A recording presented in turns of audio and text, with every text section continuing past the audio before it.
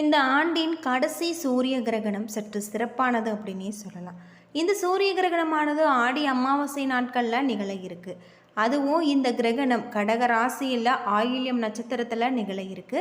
இதனால் இந்த கிரகணம் இந்தியாவில் தெரியாது. எனவே இந்த சூத காலம் இங்கு செல்லாது. இருந்தாலுமே ஜோதிடத்தின்படி கிரகணத்தின் விளைவு ஆனது அனைத்து ராசிக்காரர்களின் வாழ்க்கையிலும் காணப்படும். முக்கியமாக கிரகத்தின் விளைவானது சுமார் 90 நாட்கள் வரை நீடிப்பதாக சொல்லப்பட்டிருக்கு. குறிப்பாக இந்த சூரிய கிரகணம் சில ராசிக்காரர்களுக்கு மிகவும் அற்புதமாக இருக்கும். அதுவும் ஒவ்வொரு முயற்சிகளிலும் வெற்றி கிடைக்கக்கூடியதாக இருக்குது. இதை பற்றி முழுமையாக தெரிஞ்சுக்கலாம். வீடியோவை கடைசி வரைக்கும் ஸ்கிப் பண்ணாமல் பாருங்கள். நம்ம சேனலை நீங்கள் இன்னும் சப்ஸ்கிரைப் பண்ணலைன்னா மறக்காமல் சப்ஸ்கிரைப் பண்ணிவிடுங்க. வாங்க வீடியோக்குள்ளே போகலாம். சூரியன் நிகழ்வானது முழுமையாக மறைக்கக்கூடிய இந்த ஆண்டின் முழு சூரிய கிரகணம் ஆகஸ்ட் 12ஆம் தேதி நாளைய தினம் நடக்க இருக்கு.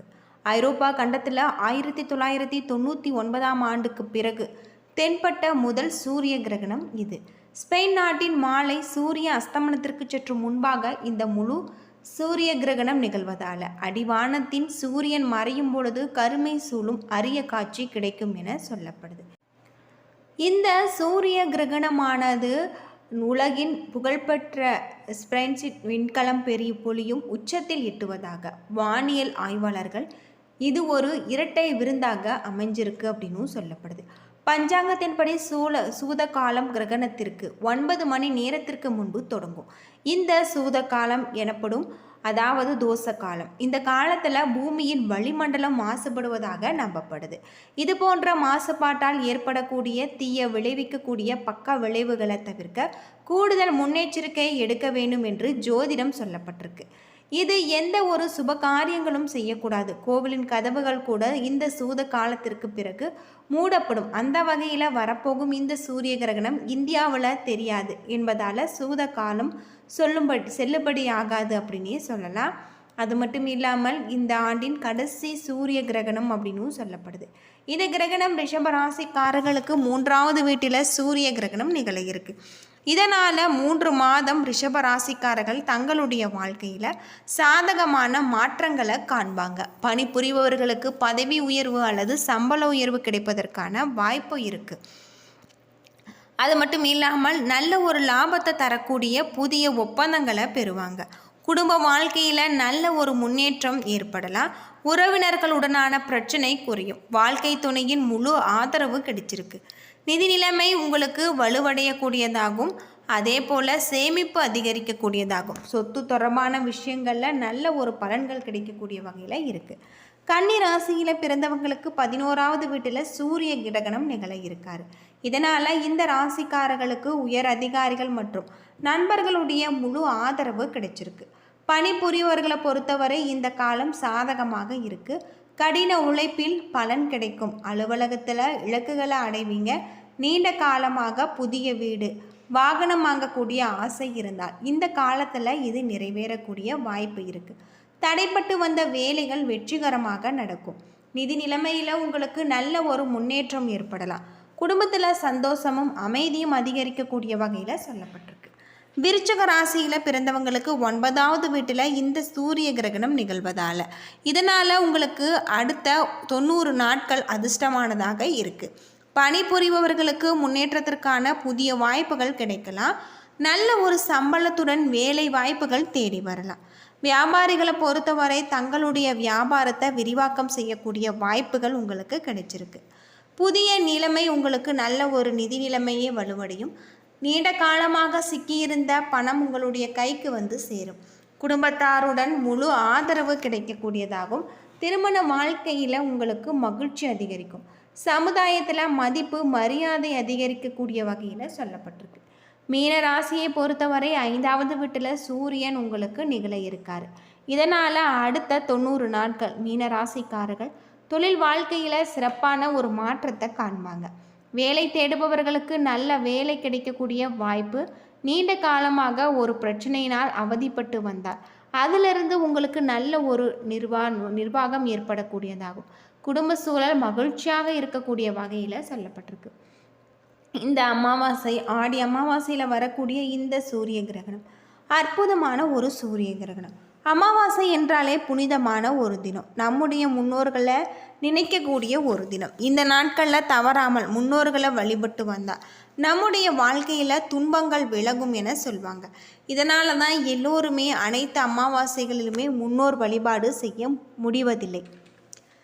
இப்படிப்பட்டவர்கள் தவறாமல் இந்த 3 அமாவாசைகளை கடைபிடிக்க வேண்டும் எனவும் சொல்லப்படுது. ஆடி அமாவாசை, புரட்டாசி அமாவாசை, தை அமாவாசை. இவற்றில் தமிழ் ஆண்டில் முதலில் வருவது ஆடி அமாவாசை.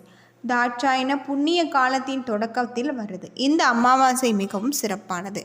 பிதர்லோகத்தில் இருக்கக்கூடிய நம்முடைய முன்னோர்கள் இந்த நாட்களில் பூமியை நோக்கி தங்களுடைய பயணத்தை தொடங்குவாங்க என்பது ஐதீகம். அது மட்டும் இல்லாமல் இந்த புரட்டாசி அமாவாசையும் சிறப்பு வாய்ந்த ஒன்று. ஆடி அமாவாசையில் சுபகாரிய தடைகள், முன்னேற்ற இனிமை, தொழில் வியாபாரம், விருந்தின்மை, குடும்பத்தில் அமைதியின்மை ஆகிய சிக்கல்களுக்கு காரணம் பித்ரு தோஷம் என சொல்லப்படுது சாஸ்திரத்தில்.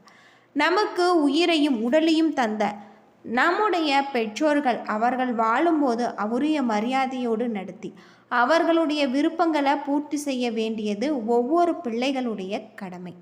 அவர்கள் மறைந்த பிறகு அவருக்கு உரிய நாம் செய்துவிட வேண்டும். இவற்றை செய்யாமல் விட்டுவிடும் பொழுது முன்னோர்கள் வருத்தத்திற்கு ஆளாகும். அவர்களுடைய மனக்குறையே பித்ரு தோஷமாக நம்மை பிடிக்கும்.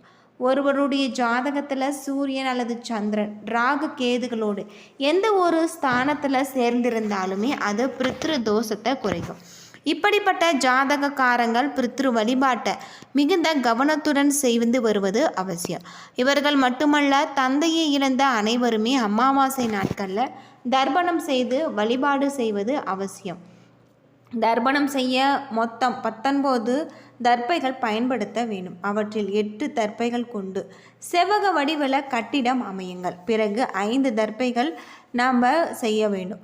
நடுவில் முடிச்சுடன் கூடிய 3 நுனி தர்ப்பை பயன்படுத்தி நாம் செய்வது.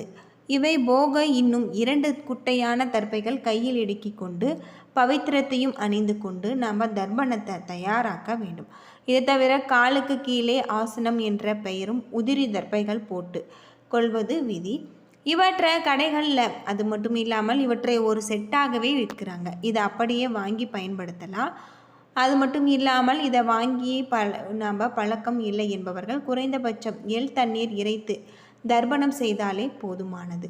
ஆடி அமாவாசை, தை அமாவாசை, மாகல்ய அமாவாசை முதலான காலங்களில் பெரும்பாலும் சூரியன் உதிக்கும் திசை நாம் அமர்ந்து தர்ப்பணம் செய்வது வழக்கம்.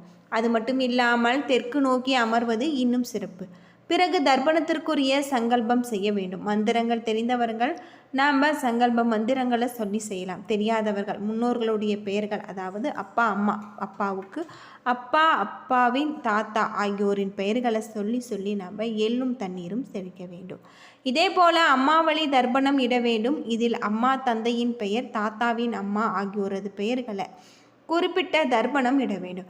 இப்படி செய்யும் பொழுது இந்த தர்ப்பணத்தின் மூலம் என் தாய், தகப்பன், உறவினர்கள், கேதந்திர வழி வந்த அனைவருமே நான் விடும் எள் நீரால் பரம திருப்தி அடைந்து என்னை ஆசீர்வதிக்கட்டும் என்று மனதார பிரார்த்தனை செய்து கொள்ள வேண்டும்.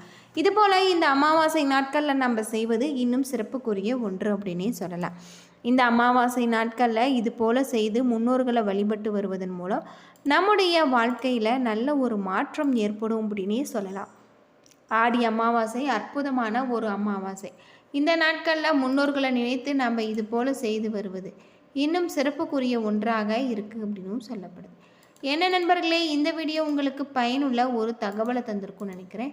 வீடியோ பிடிச்சிருந்தால் லைக் பண்ணுங்கள், ஷேர் பண்ணுங்கள், கமெண்ட் பண்ணுங்கள். நம்ம சேனலை சப்ஸ்கிரைப் பண்ணலைன்னா மறக்காமல் சப்ஸ்கிரைப் பண்ணிடுங்க. நன்றி நண்பர்களே.